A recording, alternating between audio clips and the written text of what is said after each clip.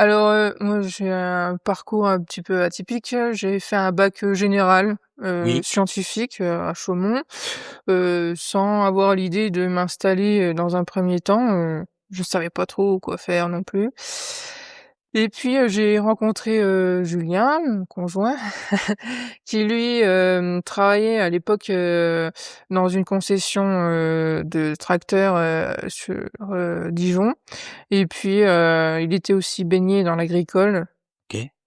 donc voilà. Donc en fait, pendant ta jeunesse, c'était pas forcément sûr que tu allais reprendre l'exploitation? Non, non, Même non, pas du tout? même pas du tout, non D'accord. et puis, j'étais un peu même, enfin, à l'époque, mes parents, ils faisaient, des vaches laitières, donc c'était assez contraignant et c'était plus une corvée qu'autre chose. En fait, par rapport à lui, ton père, ce qu'il faisait à la ferme, ça t'attirait pas? Bah, les vaches, non, Ouais, OK. non OK.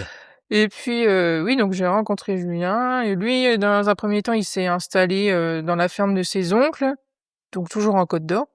Mmh. Heu et puis, bah, à force de travailler, ensemble, voilà, je venais, donner un coup de main, aussi bien, à Jean-Hugues, chez mes parents que Mmh. chez lui, j'ai fini par, faire des études, agricoles. Donc, OK. j'ai fait un BTS agricole, du côté de Chalon-sur-Saône Mmh.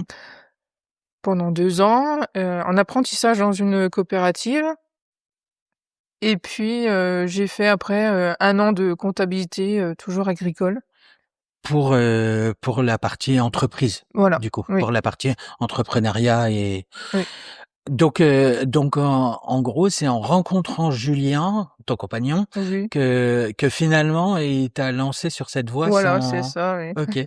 Alors que tu baignais dedans depuis Oui, toujours, c'est oui, ouf, oui, oui. c'est ouf.